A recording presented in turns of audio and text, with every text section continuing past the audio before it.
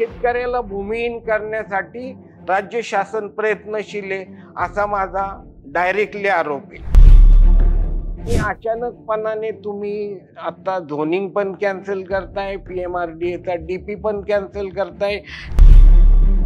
त्यांनीच केलेलं आहे ना हा PMRDA चा हे, आणि त्यांनीच आता एकदम अचानकपणाने पूर्णपणाने कॅन्सल करणं मोगलाई लागल्यासारखं आहे। ह्या झोनिंग न केल्यामुळं बेकायदेशीर बांधकामांचं प्रमाण वाढत आहे। म्हाळुंग्याच्या शेतकऱ्यांना अजूनपर्यंत काहीच मिळालेलं नाही। शासन काहीही न देता नुसती जमीन घेणार असेल आणि ती कुणाला तरी बिल्डरला देणार असेल। आता विकास आराखडा रद्द केला, पण ह्या 14-15 TP स्कीम रद्द केलेल्या नाहीयेत। केल्याशिवाय शेतकरी जमिनी पण देणार नाही। आता तो DP रद्द करणं हे म्हणजे ह्याच्यात एक खूप मोठं अर्थकारण आम्हाला दडलेलं दिसतंय।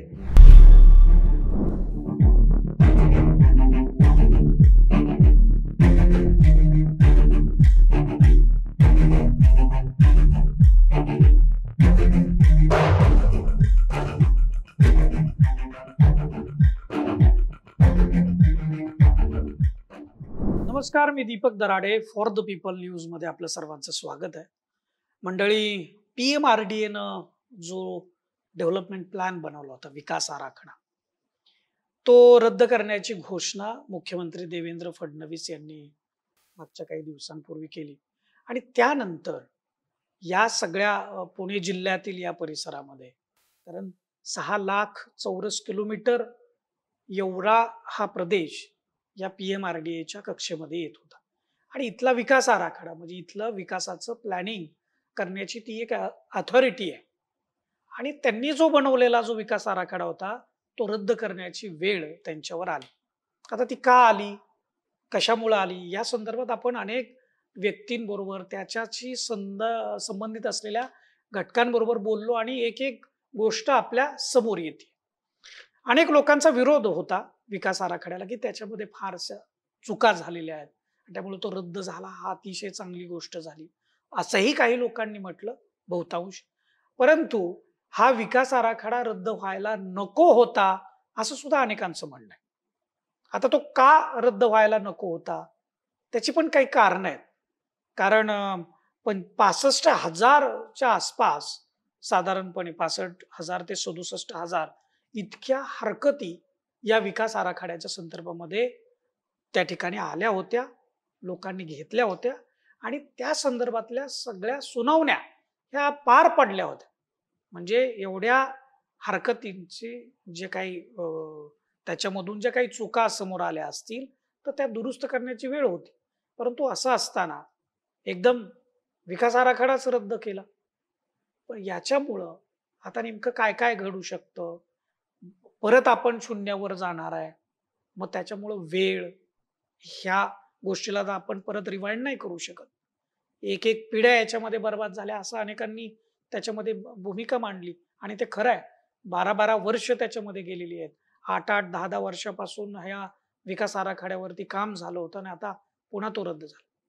परंतु एक महत्वाची गोष्ट आहे की हा रद्दच व्हायला नको होता असंही म्हणणं आहे। या सगळ्या संदर्भामध्ये आपल्यासोबत चर्चेला प्रवीण तुपे आहेत, आपलं मनापासून स्वागत आहे फॉर द पीपल न्यूज मध्ये। का असं तुम्हाला वाटतं की हा जो PMRDA नं केलेला जो विकास आराखडा तो रद्द व्हायला नको होता?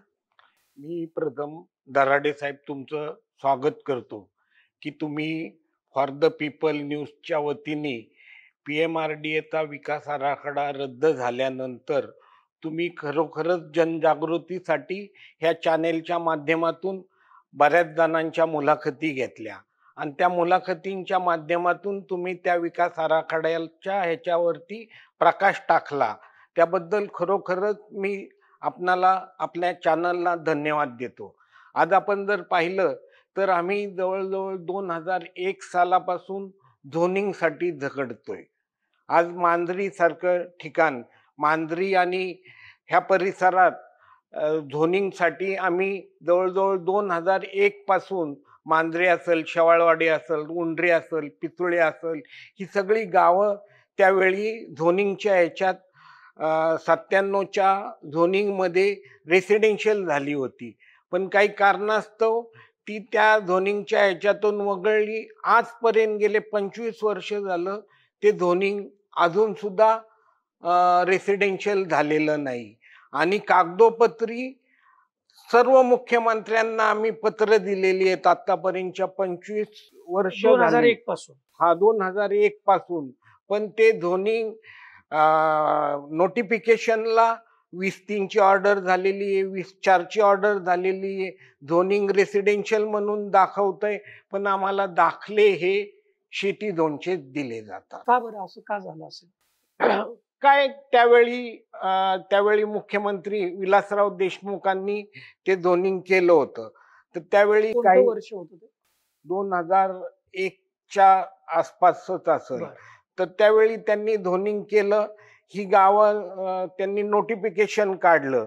20-3ची ऑर्डर काय केली, 20-4ची पण ऑर्डर झाली. पण त्याच्यानंतर काही जण कोर्टात गेले आणि त्या कोर्टाच्या माध्यमातून मुख्यमंत्र्यांनी ते तसंच थांबवलं. ते आजपर्यंत ते झोनिंग झालं नाही. म्हणजे आज असं होतंय की PMRDAचा DP आता झाला. PMRDAचा DP झाल्यामुळं झोनिंग पण झालं. हवेली तालुक्यातल्या सर्व गावांना रेसिडेन्शियल झोनचा दर्जा त्या माध्यमातून मिळाला होता. आज PMRDAचं DP कॅन्सल केल्यामुळं झोनिंग पण कॅन्सल होणार. आज 28 वर्ष झालं झोनिंग झालेलं नाही. म्हणजे दर 20 वर्षांनी झोनिंग होणं हे कंपल्सरी असतं.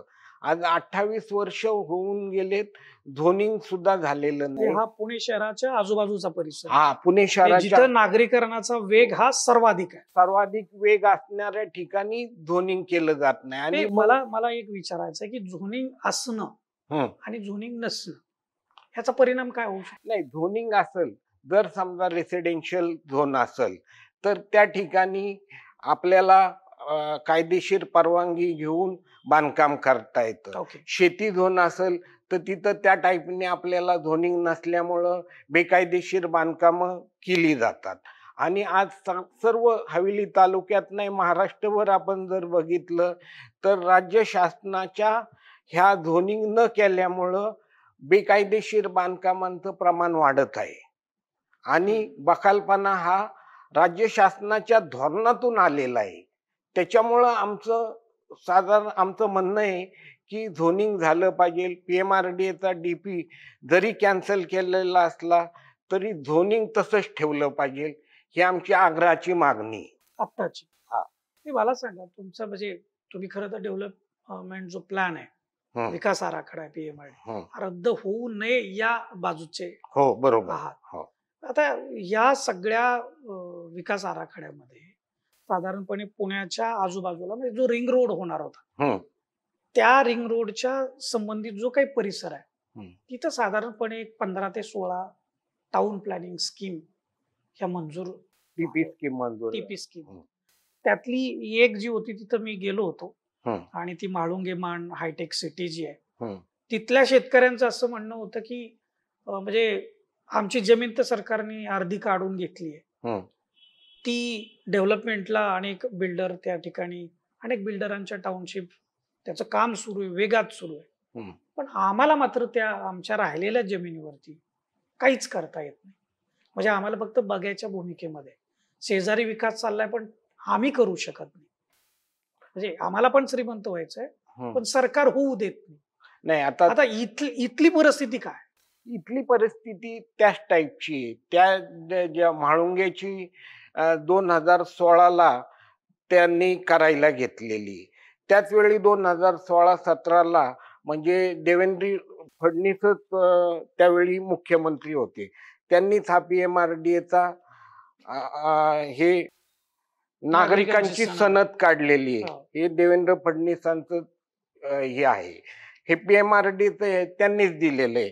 आणि त्याच वेळी त्यांनी ह्या रिंग रोडसाठी 14 ते 15 TP स्कीम करायची हे केली. आणि त्याच्यावरती सूचना हरकती झालेल्या आहेत. त्याच्यावरती पूर्ण काम झालेलं आहे. आता त्यावेळी काय आम्हाला सांगितलं की तुमची जर समजा 2 एकर जमीन असेल तर 1 एकराचं तुम्हाला डेव्हलप प्लॉट दिला जाणार आणि 1 एकर जमीन सरकार सरकारकडे जमा होणार आणि त्यातून सरकार रिंग रोड करणार. आता त्यावेळी आम्ही त्या ह्याला विरोध केला नाही, कारण डेव्हलपमेंट होण्यासाठी काही गोष्टी आपल्याला पण सोसाव्या लागतात. तर सगळ्या शेतकऱ्यांनी ते ठरवलं की करून द्यायचं. पण आज आपण जर बघितलं तर म्हाळुंगेची परिस्थिती काय आहे? म्हाळुंगेच्या शेतकऱ्यांना अजूनपर्यंत काहीच मिळालेलं नाही. म्हणजे आज जर ह्या 14-15 टीपी स्कीम झाल्या तर आता वडाचीवाडीला 1 टीपी स्कीम आहे, त्याच्यानंतर अवताडवाडीला 1 आहे, होळकरवाडीला 2 आहेत, उरुळी देवाचीला 1 आहे, फुरसुंगीला 2 आहेत, पलीकडच्या मांजरीला 2 टीपी स्कीम आहेत. ह्या आमच्या परिसरातच जवळजवळ 11-12 टीपी स्कीम आहेत. त्या 11-12 टीपी स्कीमच्या एका साधारणतः 250 एकराची जर टीपी स्कीम धरली तर 3000 एकर 12 टीपी स्कीम मध्ये जमीन जाती. 3000 एकरातली 1500 एकर जमीन शासन घेणार आणि त्या बदल्यात शासन आम्हाला काय देणार आहे शेतकऱ्यांना, ह्याचा पण विचार झाला पाहिजे ना. शासन काहीही न देता नुसती जमीन घेणार असेल आणि ती कुणाला तरी बिल्डरला देणार असेल तर तो शेतकऱ्यांवरती अन्याय होण्यासारखं होईल आणि शेतकरी भूमिहीन होतील. त्या ह्याच्याकरता ह्या PMRDAच्या माध्यमातून ज्या टीपी स्कीम करायच्यात ना त्या तिथल्या शेतकऱ्यांच्या मुलांनी केल्या पाहिजे. माझ्यासारख्याचं मत आहे की आमची शेतकऱ्यांची मुलं आता इंजिनियर झालेली आहेत, आर्किटेक्ट झालेली आहेत. आमची मुलं करू शकतात ना, आम्ही का नको करायला? जो काही प्लॅन असेल, आता तिथं राज्य शासनाने खडकवासल्यापासून तर फुरसुंगीपर्यंत बंद पाईपलाईन मधून पाणी आणायचं हे केलेलं आहे. जर पाणी आलं तर त्या भागात दुसऱ्या काही कशाची गरज नाहीये. पाण्या वाचून तो भाग वंचित आहे आणि गेले कित्येक वर्ष पाणी नसल्यामुळं त्या भागाचा विकास राहिलेला आहे. पण आता जर समजा ते पाणी आलं तर तिथला त्या भागाचा विकास एकदम चांगल्या पद्धतीने होऊ शकतो. झोनिंग पण झालेलं आहे, PMRDAच्या माध्यमातून डीपी झालेला आहे. आता तो डीपी रद्द करणं हे म्हणजे ह्याच्यात एक खूप मोठं अर्थकारण आम्हाला दडलेलं दिसतंय. कुठलं अर्थकारण? काय आता तुम्ही सांगा ना, जर 3000 एकरातली 1500 एकर जमीन ते कुणाला देणार? म्हणजे कोणत्या बिल्डरला देणार? हा, कोणत्या बिल्डरला देणार? बिल्डरला देणार का कुणाला एखाद्या मोठ्या ह्यांना देणार? ते काहीच सांगितलेलं नाही ना. ही शंका आहे तुम्हाला? हा, शंका आहे. ते तुम्हाला एकट्याला आहे का सगळ्याच? सगळ्या शेतकऱ्यांना आहे. कुजबूज आहे त्या ह्याच्या बाबतीत पूर्णपणाने सगळ्यांच्या ह्याच्यात.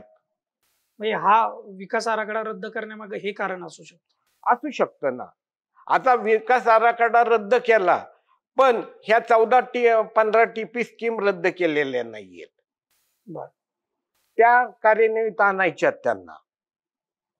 आता आमचं काय म्हणणं आहे की आमचं 2014 पासून 2014ला 34 गावं राज्य शासनाने पुणे महानगरपालिकेत घेतली. या गोष्टीकडे येतोच. मगाशी तुम्ही एक उल्लेख केला की शेतकऱ्यांची मुलं ही शिकलेली आहेत, कोणी आर्किटेक्चर आहे, कोणी इंजिनियर आहे, यांनी एकत्र येऊन टाउन म्हणजे टीपी स्कीम डेव्हलप करावी. बरोबर? हो, बरोबर. याचं उत्तम उदाहरण तुमची नांदेड सिटी असेल किंवा मगरपट्टा सिटी आहे. हो, मगरपट्टा सिटीच्या हे फार मोठं उदाहरण आहे की शेतकरी एकत्र येऊन कंपनी स्थापन करून एक टाउनशिप विकसित करू शकतात. परंतु दुसरीकडे असं म्हणजे हे उदाहरण सापडत नाही. हे शक्य होऊ शकतं प्रत्येक ठिकाणी? होऊ शकतं ना, काहीच अवघड नाही, काहीच अवघड नाही आजच्या परिस्थितीला आहे ना. आणि तेच करावं लागणार आहे. तेच केल्याशिवाय शेतकरी जमिनी पण देणार नाहीये. आज जरी शासनाने किती काही हे केलं तरी शासनाने बळजबरी शासन करू शकणार नाही. हा अप्रोच जो तुम्ही आता मांडताय, खरं तर म्हणजे मगरपट्टा सिटी वगैरे हे उदाहरण आहेच. म्हणजे हे कुठं घडलं नाही असं सांगण्याचा विषयच येऊ शकत नाही. पण अशा या धर्तीवरती काही अप्रोच असा सरकारी संस्थांना झालेला आहे यापूर्वी कधी? नाही, असा अप्रोच नाही झालेला. पण मग आता डेव्हलपमेंट प्लॅन रद्द झाल्यावर त्या संदर्भात काही तयारी? नाही. पण मग तशी असं नुसतं म्हणून कसं होणार? नाही, आता म्हणून कसं होणार म्हणजे कसं, आज तुम्ही मला सांगा, आज जर ह्या 14-15 टीपी स्कीम करायच्या म्हटलं तर आज पाणी नाहीये तिथं. आज पाणी नाही, मग काय कुठल्या ह्याच्यावरती पाण्याची सुविधा तर सरकारने द्यायला पाहिजे ना. हो, द्यायला पाहिजे. इन्फ्रास्ट्रक्चर जे आहे, मूलभूत इन्फ्रास्ट्रक्चर म्हणजे पाणी, रस्ते, वीज, हे तर सरकारने तिथं पुरवायला पाहिजे. अहो, पण आत्ताच हा पीएमआरडीएचा पीएमआरडीए ची स्थापना 2015ला झाली. 2017ला पीएमआरडीएचा डीपी करायचं म्हणून मान्यता हे केली आणि 2021ला त्याच्यावरती जवळजवळ 65,000 सूचना हरकती आल्या. 65,000 सूचना हरकतींवरती पूर्णपणाने काम झालेलं आहे. आम्ही सुद्धा त्या सगळ्या ह्याच्यावरती सूचना हरकती दिलेल्या आहेत. आता मी मांजरीचं सांगतो. मांजरीचं सर्वे नंबर 39 आणि सर्वे नंबर 40, तर 39 मधून 18 मीटरचा अख्खा रोड टाकलेला आहे. आम्ही हरकत काय घेतली की 40 मधून 9 मीटर जावा, 39 मधून 9 मीटर जावा, म्हणजे कुठल्याच शेतकऱ्याला त्याची झळ सोसली जाणार नाही. तर त्या दृष्टिकोनातून त्याच्यावरती काम पण झालेलं आहे.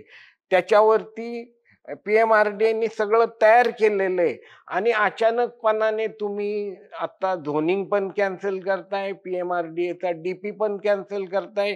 त्याच्यावरती एवढं मोठं काम झालेलं आहे ते कॅन्सल करताय, म्हणजे ही मोगलाई लागल्यासारखं आहे. हे काय सांगा ना तुम्ही, म्हणजे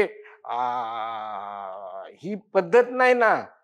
आणि ह्यांनीच केलेलं आहे ना. ह्या डीपीच्या पीएमआरडीएच्या ह्याच्यात देवेंद्रजी फडणवीस साहेब आहेत, उपमुख्यमंत्री अजितदादा आहेत, उपमुख्यमंत्री एकनाथराव शिंदे आहेत, नगरविकास मंत्री होते त्यावेळी त्यांनीच केलेलं आहे ना हा पीएमआरडीएचा हे. आणि त्यांनीच आता एकदम अचानकपणाने पूर्णपणाने कॅन्सल करणं आणि सनद दिलेली आहे. तुम्ही काय केलं पाहिजे, तुम्हाला काय वाटतं? नाही, आता पीएमआरडीएचा डीपी कॅन्सल न करता, झोनिंग कॅन्सल न करता 6 महिन्याच्या आत राज्य शासनाने त्याच्यात काही सुधारणा करून, त्यांना ज्या ज्या काही सुधारणा करता येतील त्या सुधारणा करून पुढे गेलं पाहिजे. असं जर तुम्ही 20-20, 25, 28-28 वर्ष झोनिंग करणार नसेल तर धनकवडी सारखी परिस्थिती सगळीकडे होणार आहे. आणि काय केलं आपण, ज्या ज्या ठिकाणी हिल स्लोप वरती लोकांनी घरं बांधली तिथं आपण पाडली का? नाही पाडली. त्या ठिकाणी ती लोक राहतात. त्याच्यानंतर तुम्हीच म्हणता की बेकायदेशीर बांधकामाला तुम्ही गुंठेवारीच्या माध्यमातून परवानगी देता, टॅक्स भरले जातात आणि ते सँक्शन केलं जातं. त्याच्यापेक्षा तुम्ही झोनिंग केलं. तुम्ही काही ठिकाणी तुम्हाला हिलटॉप हिल स्लोपच्या ठिकाणी तुम्ही लो रेसिडेन्शियल करा ना, छोटे बंगले बांधून द्या ना. तिथं तुम्हाला 10 म्हणजे कमी एकदम FSI द्या. समजा 1 एकरात तुम्हाला 3,000चाच बंगला बांधता आला पाहिजे.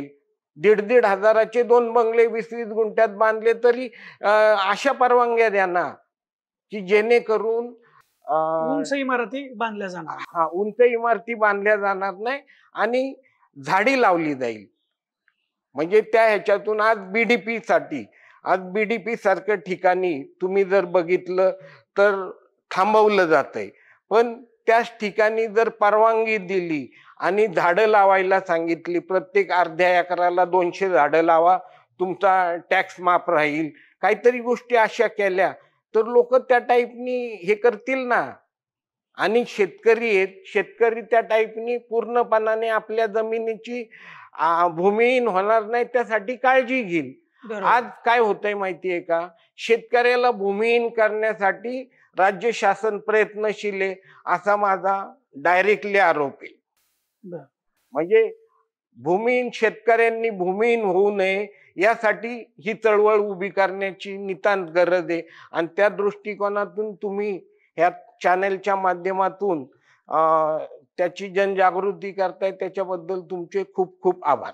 नाही, आम्ही आमचं फक्त कर्तव्य करतोय, बाकी नाही, पण हे कर्तव्य करत असताना तुम्ही बऱ्याच जणांच्या मुलाखती घेतल्या, बऱ्याच जणांच्या ह्याच्यातून तज्ञांच्या व्यक्तींकडून सुद्धा तुम्हाला सांगितलं गेलं की पुण्याचं विभाजन करून नवीन महानगरपालिका केली पाहिजे. आज जर ही गरज वाटते का? आता तुम्ही हडपसरकडे सगळी मंडळी आहे, आजूबाजूची गाव आहेत, वेगळ्या महापालिकेची गरज वाटते? गरजच आहे. वेगळी महानगरपालिका झाल्याशिवाय आज मुंबईचं बघितलं तर मुंबईला तुम्ही बघितलं तर मुंबईला नवी मुंबई, ठाणे, मीरा भाईंदर, पनवेल ह्या नवीन 7 ते 8 महानगरपालिका केल्या. मुंबईला सुद्धा MMRDAच्या माध्यमातून विकास केला गेला. जसं आपल्या इथं PMRDA काढलंय तसंच मुंबईला MMRDAच्या माध्यमातून विकास केला गेला. पण MMRDAनी काय केलं? मोठमोठे पूल केले, मोठमोठे ब्रिजेस केले, रस्ते केले. ह्याच्यावरती MMRDAनी लक्ष केंद्रित केलं आणि मुंबईचा विकास केला. आज पुण्याच्या दृष्टिकोनातून पुणे महानगरपालिकेचं विभाजन करून हडपसर पासून उरुळी कांचन पर्यंत एक नवीन महानगरपालिका केली पाहिजे. रिंग रोड, आता रिंग रोड साठी 14 ते 15 TP स्कीमला मंजुरी दिलेली आहे. आज कात्रज पासून ते वाघोली पर्यंतचा रिंग रोड करणं अत्यंत गरजेचं आहे. म्हणजे आज जर तो रिंग रोड केला नाही ना तर वाहतुकीचा खोळंबा होईल आणि त्या दृष्टिकोनातून रिंग रोड करणं गरजेचं आहे. सासवड पर्यंतचा पालखी महामार्ग, हडपसर पासून सासवड पर्यंतचा पालखी मार्ग मंजूर आहे. हडपसर पासून उरुळी कांचन यवत पर्यंतचा पालखी महामार्गाला मंजुरी मिळालेली आहे, पैसे पडलेले आहेत. आज जर समजा ह्या सगळ्या पाण्याचं 2000 कोटी रुपये खडकवासल्यापासून तर फुरसुंगीपर्यंत बंद पाईपलाईन मधून त्याचं टेंडर मंजूर आहे. आणि हे जर समजा हे पूर्णपणाने कार्यान्वित केलं, पुरंदर सारखा एअरपोर्ट पलीकडच्या बाजूला होतोय, तर ही महानगरपालिका देशातली नाही जगात एक चांगल्या टाईपची महानगरपालिका होईल.